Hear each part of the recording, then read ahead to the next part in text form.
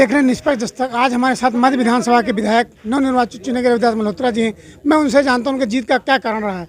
Sir, आप लगातार विधायक हैं, इससे पहले इससे पूर्व की प्रतिष्ठा से डर कर यहाँ के जो सत्ताधार के मंत्री रहे हैं, कहीं ना कहीं उन्हें अपनी विधानसभा छोड़नी पड़ी, ऐसा क्या किया?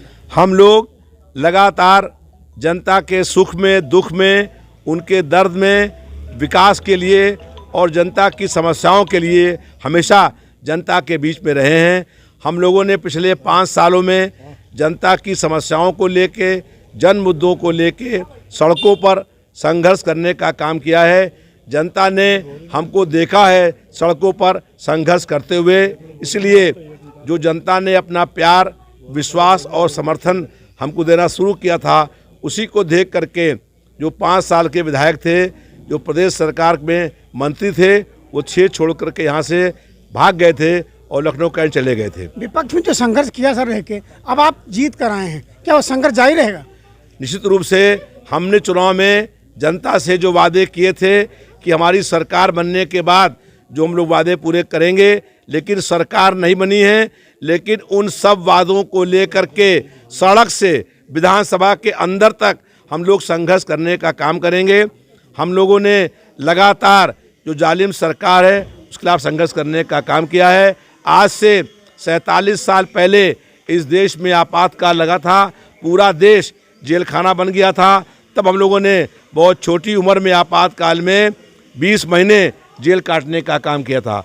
उसके बाद 47 सालों में हम लोग 250 बार जेल में गए हैं। कभी भी कोई दमन और जुल्म और अन्याय हम लोगों ने बर्दाश्त नहीं किया है।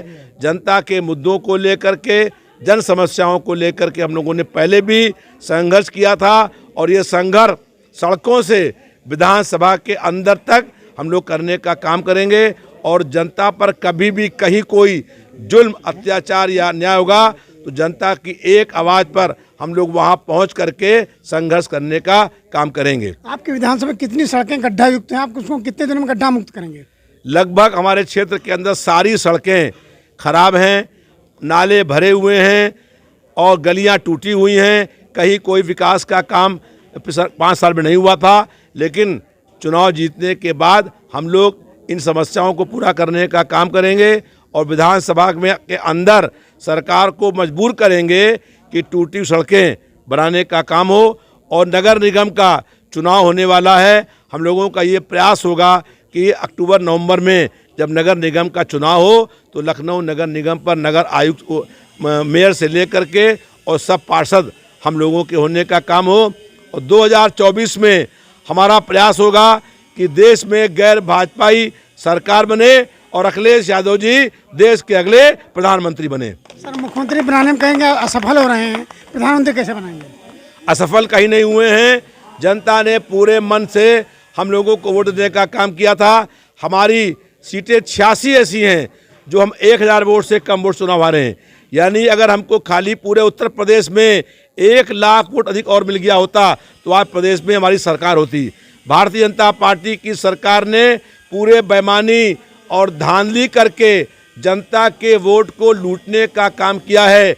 जिस तरीके से रावण ने साधु वेश में मछली का हरण करने का काम किया था, वैसे ही एक साधु वेश में एक आदमी ने जो है जनता के वोट को लूटने का काम करके सरकार बनाई है। ये लोकतंत्र की हत्या करने का प्रयास है। 28 फरवरी को हम लोग लखनऊ मतगणना स्थल के बाहर पहरा दे रहे थे, तभी हमको मालूम हुआ कि एक सरकारी गाड़ी अंदर खड़ी हुई है, उसमें कई आदमी हैं। हम लोग वहां पहुंचे, नारेबाजी करी, तब उस गाड़ी ने भागने का प्रयास किया। हम लोगों ने दौड़ाकर वो गाड़ी पकड़ी, तब देखा उसमें लखनऊ सेंट्रल का आरओ वो मौजूद है। हमने कहा इस परिसर के अंदर कोई गाड़ी जाने की अनुमति नहीं है, फिर गाड़ी से अंदर आप क्यों गए हैं?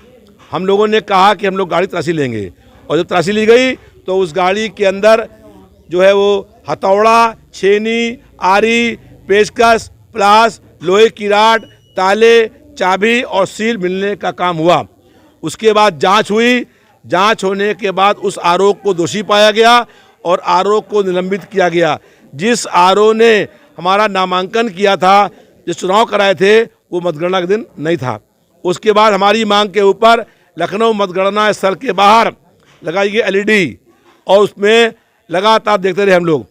ये पूछने का सवाल है कि मुख्य चुनाव आयुक्त से कि अगर लखनऊ के मतगणना स्थल के बाहर लगी एलईडी तो प्रदेश के किसी और जिले में एलईडी लगाने का काम क्यों नहीं हुआ। आप लोगों ने जो अधिकारी वहां जा रहे थे उनकी गाड़ियां चेक की, आपके कार्यकर्ताओं ने गाड़ियां चेक की। अब सरकार सत्ता में आई है, उनके खिलाफ जिनकी फोटो कैमरे में आई है उनके खिलाफ जांच में एफआईआर कर उनको जेल भेज रही। इस पर क्या उनका साथ देंगे? उस पर जांच हुई। सरकार को चाहिए कि अगर सरकार हमारी बनती तो ऊपर कार्रवाइयाँ होती। सरकार जो है नहीं बनी है। मुझे एक बात और कहनी है कि जो देश के मुख्य चुनाव आयुक्त हैं ये रिटायर हो गए थे। रिटायरमेंट के बाद भारत की सरकार ने इनका कार्यकाल बढ़ाया। मुझे पूछना है कि अगर नियत और नीति साफ है तो अगर मुख्य चुनाव आयुक्त जो निष्पक्ष संस्था है उसका अगर मुख्य चुनाव आयुक्त का कार्यकाल पूरा हो गया तो उसका कार्यकाल का एक्सटेंशन देने का काम क्यों किया गया? इसलिए कि 4 राज्यों में भारतीय जनता पार्टी की सरकार बनाने के लिए मुख्य चुनाव आयुक्त का एक्सटेंशन करने का काम किया गया। चुनाव निष्पक्ष नहीं हुए हैं और इसलिए जो है वो भारतीय जनता पार्टी बेईमानी से चुनाव जीत गई है। जनता के सारे वर्ग नाराज थे, व्यापारी, किसान, नौजवान, मजदूर, बहनें सब नाराज थे। किसने वोट दे दिया?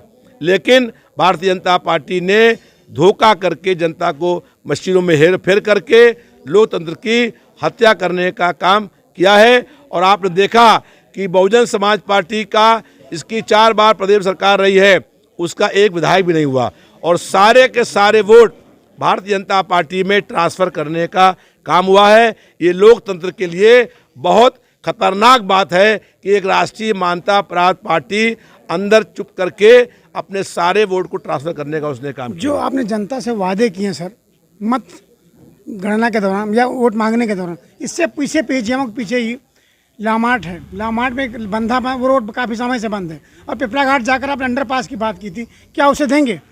देखिए, हम लोगों ने जनता से कहा था कि हम विधायक बनेंगे, सरकार बनेगी तो ये सारे वादे पूरा करने का काम करेंगे।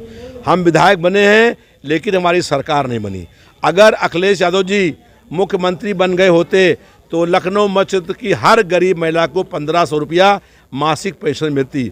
अगर अखिलेश यादव जी प्रदेश के मुख्यमंत्री बन गए होते तो आज पूरे प्रदेश के अंदर जो गरीब लोग हैं उनके घरों में 300 बिजली फ्री मिलने का काम होता। अगर अखिलेश यादव जी मुख्यमंत्री बन गए होते तो प्रदेश के अंदर जो 22 लाख नौजवान हैं उनको हर साल रोजगार नौकरी मिलने का काम होता।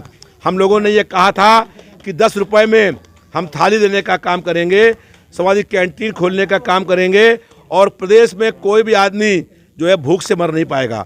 लेकिन सरकार हमारी नहीं बनी है। उसके बावजूद भी हम लखनऊ शहर के अंदर बहुत जल्दी ही मध्य क्षेत्र के अंदर एक कैंटीन की स्थापना करेंगे और माननीय अखिलेश यादव जी शुभारंभ करने के लिए उसका आएंगे।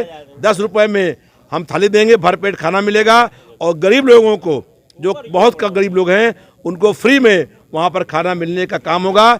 ये बहुत जल्दी इसी महीने के अंदर हम लोग शुरुआत कर देंगे।